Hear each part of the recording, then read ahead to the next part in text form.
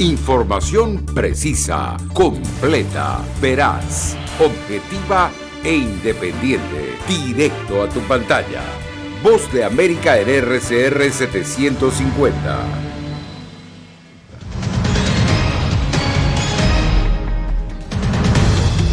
Confirman primer caso de Omicron en Estados Unidos. 40 años de existencia y el SIDA sigue siendo una pandemia mundial. Además, por caravanas en marcha en Tijuana, México, temen mayores consecuencias migratorias. Y con mayoría conservadora, el futuro del aborto está en juego en la Corte Suprema de Estados Unidos.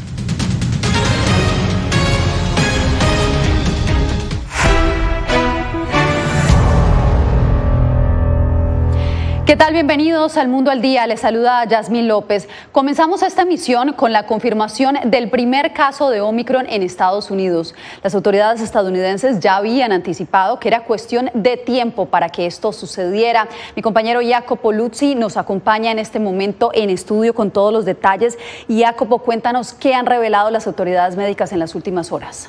Yasmín, es una noticia que preocupa considerando la rápida expansión de esta variante alrededor del mundo. Es verdad que aún no se sabe mucho sobre el alcance de Omicron y si la vacuna puede contrarrestarla. Sin embargo, el doctor Anthony Fauci, quien anunció este primer caso, aseguró que la vida del paciente no está bajo riesgo.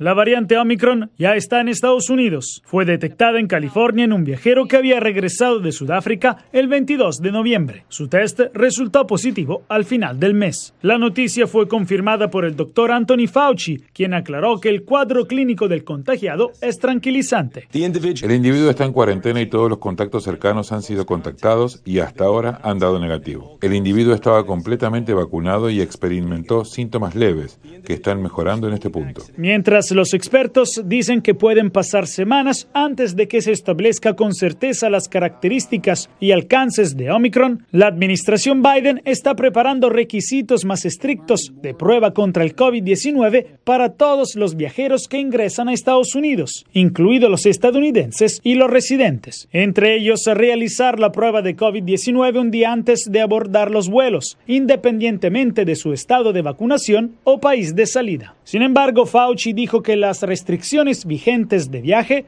serán solo temporales. Nadie piensa, yo ciertamente no, que una prohibición de viajar evitará que las personas infectadas vengan a Estados Unidos, pero necesitábamos ganar algo de tiempo para poder prepararnos, entender lo que está pasando y cuál es la naturaleza de esta infección. Hasta ahora, según revelan algunos estudios iniciales, la variante Omicron no debería ser más peligrosa que las otras y las vacunas aún deberían funcionar también contra esta variante. Hoy se conoció que Donald Trump dio positivo por COVID-19 3 días antes de su primer debate contra Joe Biden en septiembre de 2020, según reveló el cuarto y último jefe de gabinete del expresidente Mark Meadows en un nuevo libro que el periódico The New York Times pudo leer. Continuaremos haciéndole seguimiento a esta noticia, Jacopo. Muchas gracias.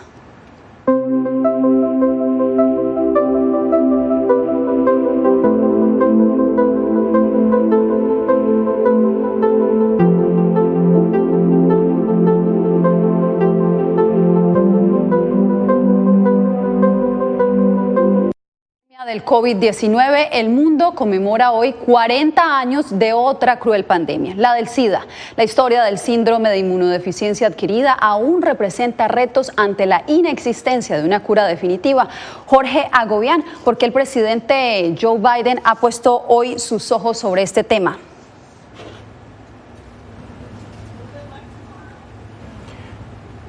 Yasmín, un compromiso para acabar con el VIH en Estados Unidos para el año 2030, que forma parte también de un acuerdo global refrendado por Naciones Unidas. Esas fueron parte de las declaraciones del mandatario el día de hoy desde aquí, desde la Casa Blanca. Al mismo tiempo, la Casa Blanca presentó su estrategia nacional para lograr ese objetivo. Esto fue lo que dijo el mandatario.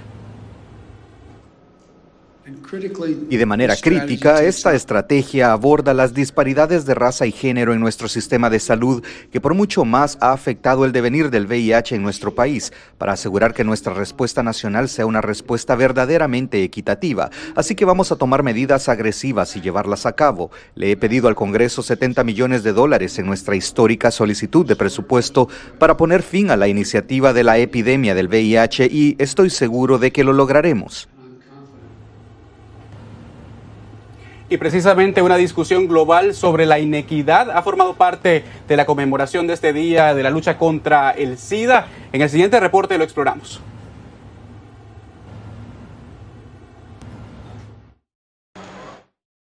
Identificó en 1981, más de 36 millones de personas han muerto a causa del VIH o enfermedades relacionadas con el SIDA.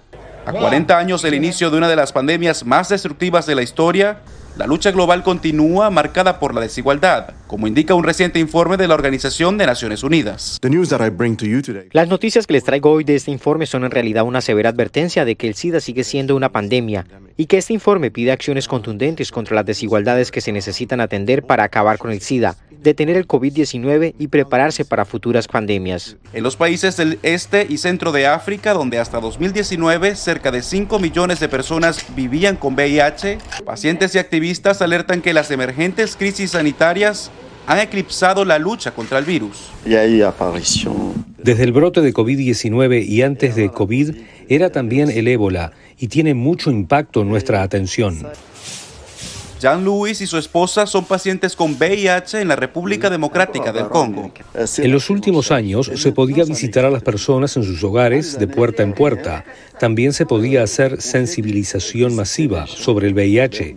También hubo atención psicosocial. Todo eso ya no existe porque toda la atención se centró en el coronavirus. Según la ONU, 1.5 millones de nuevas infecciones fueron contabilizadas en todo el mundo en 2020 y las tasas de infección continúan en alza en algunos países. Casi 38 millones de personas en el mundo viven con VIH hasta este día. 1.2 millones de ellos están aquí en Estados Unidos. Jasmine, vuelvo contigo. Jorge, te agradezco por la información. En la experiencia de cada paciente de VIH se refleja la dimensión de su lucha por sobrevivir a este mal. Diva Lizeth Cash nos presenta el testimonio de Anselmo Fonseca, quien lo ha padecido por 30 años. Él le contó cómo la pandemia empeoró drásticamente su padecimiento. 30 años viviendo con VIH le permiten a Anselmo Fonseca asegurar que la pandemia del coronavirus recrudeció las necesidades de los pacientes con el virus. En evidencia quedaron la inequidad en el acceso a los tratamientos y en vilo sigue el hallazgo de una cura para esta pandemia. Vida y muerte. La negación de los mismos gobernantes que tienen ante sus ojos cómo reaccionar adecuadamente, a quién hacerle caso en cuanto a información, recursos. Según los CDC, diariamente 29 latinos son diagnosticados con VIH en Estados Unidos y de acuerdo a la directora de LGBTQ Tax, esta nueva población afectada y los de primera línea que afronta la pandemia del coronavirus tienen mucho en común. Las personas trabajadoras no tienen acceso a un cuidado de salud digno, accesible y de buena calidad, y eso impacta a las personas LGBTQ lo doble. Hasta el 2018, antes de la pandemia, de todos los pacientes VIH en Estados Unidos, el 23% eran hispanos. Y debido al COVID-19, durante un año, muchos centros para la prevención del SIDA cerraron, por lo que expertos en salud estiman que la cifra aumentará considerablemente. Mucha de la gente que estaba a riesgo no pudo accesar la prevención del VIH, que ahora se hace también de una manera de tomar medicamentos y de hacerse la prueba, y en este caso vamos a tener un resurgir de otra pandemia. A pesar de las dificultades, el propio Anselmo le da luces a otros pacientes para no desfallecer en su lucha contra las dos pandemias. Que tengan tratamiento y puedan controlar, ¿verdad?, el virus en su cuerpo y lograr esa supresión viral. Diva Lizeth Cash, Voz de América, Washington. Cambiamos de información. En la frontera sur, organizaciones civiles que atienden a los migrantes aseguran que los albergues están a tope y con las nuevas caravanas temen una crisis como la que enfrentaron en el 2018. El informe desde Tijuana con Vicente Calderón. En el norte de México, activistas pro-inmigrantes siguen con atención el avance de la caravana que llegó al centro del país. Aunque algunos grupos de esa caravana ya han sido dispersados, los activistas afirman que los albergues de Tijuana están saturados y sin ayuda del gobierno. Están llenos, aquí se pueden irse algunas familias, pero en ese mismo instante o en esas mismas horas llegan otras familias más a solicitar el lugar o el espacio. Los activistas locales insisten en que independientemente de las caravanas, a esta y otras fronteras no han dejado de llegar los migrantes, a veces individualmente, a veces en familia o en grupos numerosos. Por eso, temen que se repita lo que generó la caravana que llegó a esta ciudad en 2018, a pesar de que el gobierno mexicano ahora bloquea estos movimientos masivos. Tenemos una crisis muy fuerte, muy pesada, que no podemos estar atendiendo, sobre todo estos flujos que se nos van a venir. Porque también les preocupa que la administración Biden restrinja el derecho al asilo para casos que no clasifican como emergencia humanitaria y que siga vigente la aplicación del Título 42, una medida que permite la expulsión inmediata de los migrantes debido a la pandemia. Tengo desde la primera caravana esperando una oportunidad para poder cruzar con mi familia para el otro lado. Mientras tanto, los gobiernos de la región siguen negociando con la administración Biden para buscar lo que consideran formas más efectivas de hacer frente al reto migratorio. Vicente Calderón, Voz de América, Tijuana, México. La Corte Suprema asumió la discusión para decidir el futuro legal del aborto en Estados Unidos. La exposición de argumentos se centra en un caso de Mississippi, por el que activistas rodearon hoy la sede de la Corte. Laura Sepúlveda nos da los detalles. Por casi 2 horas, la Corte Suprema de Justicia de Estados Unidos escuchó argumentos sobre una ley de Mississippi que impide el aborto después de las 15 semanas de embarazo. El caso capta la atención nacional, pues las conclusiones del que algunos jueces llaman el debate social más contencioso de Estados Unidos definirá pautas legales de este tema en todo el país. La Constitución otorga una garantía de libertad. La Corte ha interpelado esa libertad para incluir esa capacidad de tomar decisiones sobre el nacimiento de un hijo y la familia. La mujer tiene el mismo derecho a la libertad bajo la Constitución, su señoría. Con estos argumentos ante los 9 magistrados del Alto Tribunal, una de las declarantes defendió el derecho de la mujer a decidir sobre este tema.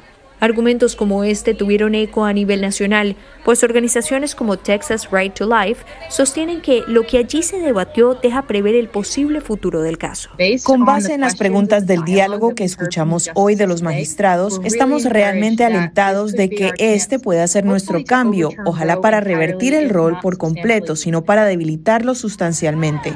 Como esta, organizaciones conservadoras se sienten alentadas por el hecho de que la conformación de la Corte podría favorecer su postura. Por esta misma razón, manifestantes a favor y en contra hicieron sentir sus voces en las afueras del tribunal en Washington, D.C.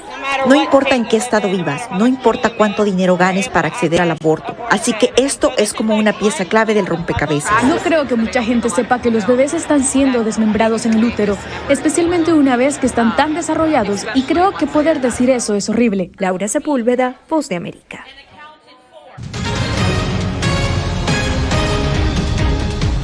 El estado de California logró un fallo a su favor en la batalla legal contra el uso de armas de asalto y munición de alta capacidad. Verónica Villafañe tiene los detalles sobre el alcance de este dictamen. California tiene derecho a prohibir el uso de cargadores de armas de alta capacidad que albergan más de 10 cartuchos. Así lo determinó una Corte Federal de Apelaciones en un voto de 7-4. Los jueces rechazaron los argumentos de una demanda que aseguraba que una ley estatal que prohíbe el uso y posesión de estos cargadores violaba la segunda enmienda de la Constitución de los Estados Unidos que protege el derecho a portar armas. Dijeron que la prohibición de los cargadores de alta capacidad en California sirve a los intereses de la seguridad pública. Muchos atacantes en masa usan estos cargadores de alta capacidad para hacer mucho daño. Adam Winkler es profesor de Derecho en la Universidad de California y autor de Lucha Armada, la batalla por el derecho a portar armas en Estados Unidos.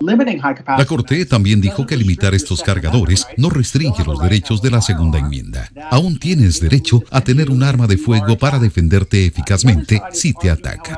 En California ha sido ilegal fabricar, importar y vender cargadores de alta capacidad desde el 2000. En el 2016 los votantes aprobaron prohibir su posesión. Eso llevó a opositores a presentar una demanda para bloquearla. Ante la decisión de la Corte, el Procurador General de California, Rob Bonta, declaró en Twitter: "Esta es una victoria importante para la seguridad en California y que no dejará de luchar para prevenir la violencia armada". Según el profesor Winkler, el fallo sienta un precedente para reafirmar el derecho de California de prohibir armas de asalto en el estado. Señala que ahora el caso llegará a la Corte Suprema. Verónica Villafañe, Voz de América, Los Ángeles. Un cuarto estudiante murió víctima del tiroteo masivo que se registró este martes en una escuela de secundaria de Michigan, Estados Unidos. Se trata de Justin Schilling, de 17 años. 6 alumnos más y un maestro resultaron heridos en el mismo hecho. Este miércoles el acusado fue notificado de que será procesado por terrorismo y por el asesinato en primer grado de 4 personas. El perpetrador, quien se encuentra detenido, tiene apenas 15 años y es estudiante de la misma escuela, Oxford High School. Y en más, la pandemia del COVID-19 no da tregua y está ocasionando cansancio crónico y otras condiciones médicas en un sinnúmero de enfermeras en Estados Unidos. Incluso muchas han optado por dejar sus empleos. Alonso Castillo nos amplía. Durante casi 2 años de pandemia, las enfermeras han trabajado sin descanso. Jen Partica, quien lleva 30 años ejerciendo la profesión, perdió a un colega por suicidio y ha experimentado un agotamiento extremo. Hemos estado, ya sabes, peleando esta pelea. No esperábamos que durara tanto. Incluso antes de que apareciera la nueva variante Omicron, la pandemia había provocado una escasez de enfermeras. La recomendación oficial es una enfermera por 2 pacientes en cuidados intensivos. Partica dice que la escasez hace que sea una enfermera para 3 pacientes. La única forma en que puedes ir a la unidad de cuidados intensivos es si realmente eres como el más enfermo de los enfermos, porque no hay cama para ti. Y eso ha llevado al agotamiento en las salas de emergencias de los hospitales. La enfermera G tuvo un ataque de pánico mientras estaba en el trabajo. Quedó paralizada temporalmente, sin capacidad ni para hablar ni para desempeñarse. De repente, no pude completar un formulario simple. Mi cerebro no estaba haciendo conexiones de la misma manera. El sistema de atención médica de Estados Unidos está librando una batalla de casi 2 años sin un final a la vista, provocando que las enfermeras abandonen las salas de emergencia en búsqueda de un trabajo menos estresante, aunque en algunos casos se sienten culpables. Alonso Castillo, Voz de América.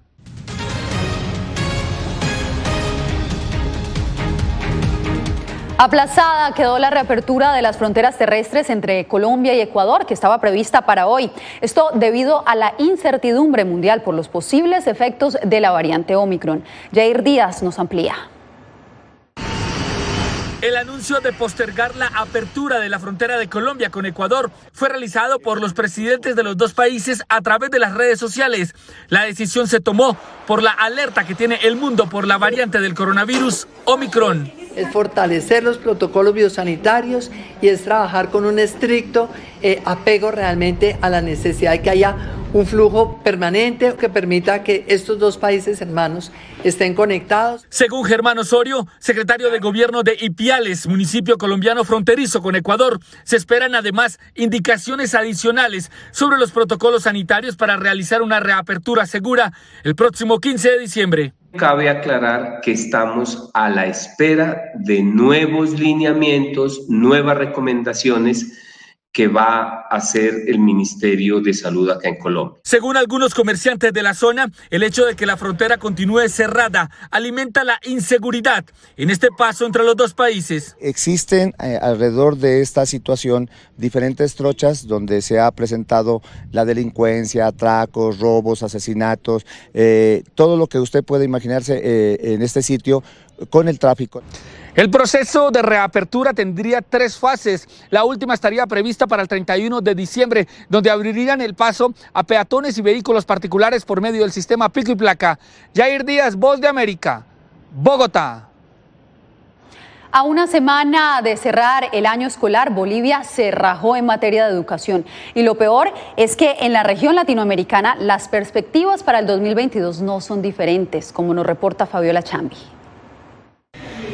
Después de más de un año de asientos vacíos, pizarras en blanco y silencio en los pasillos, las aulas de algunas unidades educativas en Bolivia volvieron a recibir estudiantes y ya se preparan para cerrar otra atípica gestión escolar a causa de la pandemia del COVID-19. En el colegio Aini Pacha, su director José Mamani asegura que combinar las clases presenciales con las virtuales fue una forma de evitar la deserción escolar. Hemos visto no, con gratitud de que esos estudiantes que estaban en áreas rurales, no, incluso en el exterior, han ido incorporándose. Sin embargo, los padres de familia son los primeros críticos de la forma como se ha manejado el sistema educativo y temen peores consecuencias ante la incertidumbre que posee el 2022 con una nueva variante de COVID. Tenemos que estar preparada y un trabajo articulado precisamente con el Ministerio de Salud. Según un informe del Banco Mundial, en América Latina y el Caribe, debido al cierre masivo de escuelas a febrero de 2021, alrededor de 120 millones de niños en edad escolar habían perdido o corrían el riesgo de perder un año completo presencial del calendario escolar con graves impactos educativos. Siempre utilizo el barbijo y como es la máscara facial y todo lo demás, siempre lo utilizo, eso sí. Expertos aseguran que esta es la peor crisis educativa jamás vista en la región, agravada por las posibles consecuencias en el largo plazo que podría impactar a toda una generación, en especial entre los sectores más vulnerables. Fabiola Chambi, Voz de América, Bolivia.